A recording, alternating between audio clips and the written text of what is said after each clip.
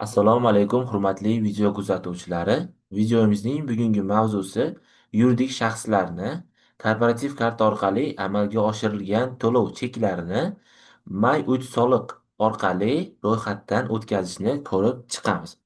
Demak, ushbu ma'lumotnomani kiritish orqali biz qo'shilgan qiymat solig'ini demak hisobga, ya'ni zachotga olishimiz mumkin.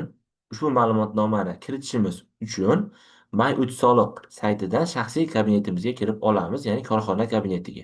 Va bu yerdan xizmatlar bo'limini tanlaymiz va keyingi navbatda xizmatlar turidan demak korporativ karta deb yozishimiz bilanoq bu yerda mana yuridik shaxslarni korporativ karta orqali amalga oshirilgan to'lov cheklarini ro'yxatga olish bo'limi shakllandi.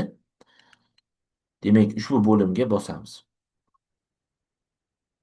Demak, ushbu oyna shakllanadi va ushbu oyna orqali biz cheklarni ro'yxatga olishimiz yoki o'sha fiskal modul orqali taqdim etilgan QR kodli chek orqali, demak, QR kodni skaner qilish orqali ham ro'yxatga olishimiz mumkin bo'ladi.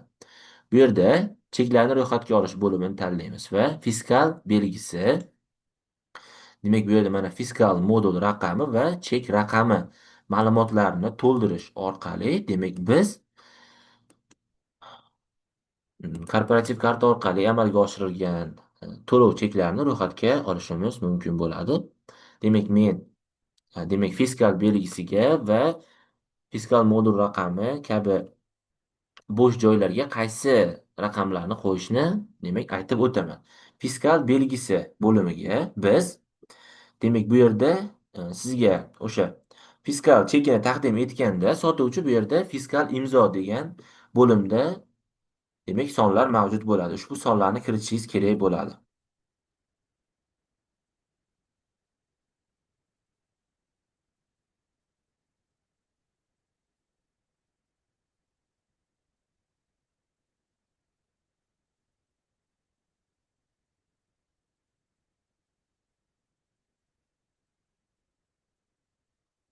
Demak, fiskal belgisiga yana qaytarib o'taman. Fiskal imzo bo'limidagi raqamlarni kiritamiz. Keyingi o'rinda fiskal modul raqami.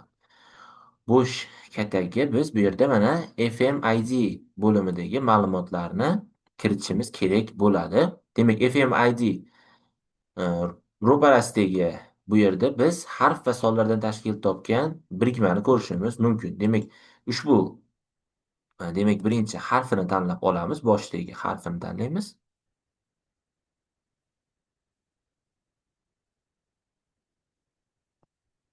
Demak,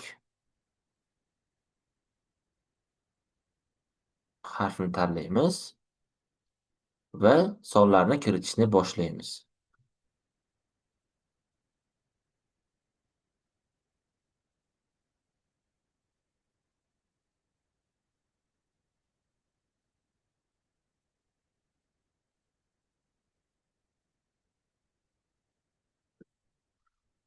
Demak, bu ma'lumotlar korxonaning shaxsiy ma'lumotlari bo'lganligi uchun ham, demak, ovozimni chiqarmasdan aytib o'tyapman. Demak, siz ham nazarda tutishingiz kerakki, sizni o'sha o'zingiz korxonangiz yoki buxgalteriyasini yuritayotgan korxonangizda har bir ma'lumotlari, demak, o'zini shaxsiy ma'lumotlari hisoblanadi va buni albatta mana bunday ekranlarda yashirin holatda taqdim etishingiz kerak bo'ladi.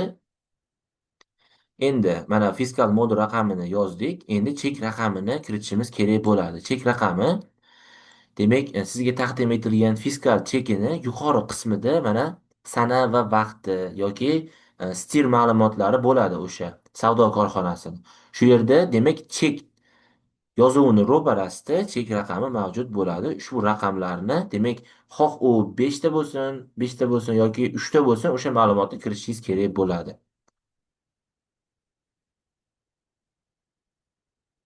Demak, ma'lumotni kiritgandan so'ng bir marotaba tekshirib olishimiz kerak bo'ladi. Chunki agar noto'g'ri bo'lsa, ushbu ma'lumotlar demak bizga ro'yxatdan a, o'tmasligi mumkin bo'ladi. Shuning uchun bir marotaba yana tekshirib olishimiz kerak. Tekshirib olgandan so'ng qidirish giper havolasini ustiga bosamiz. Demak, mana xatolik mavjud.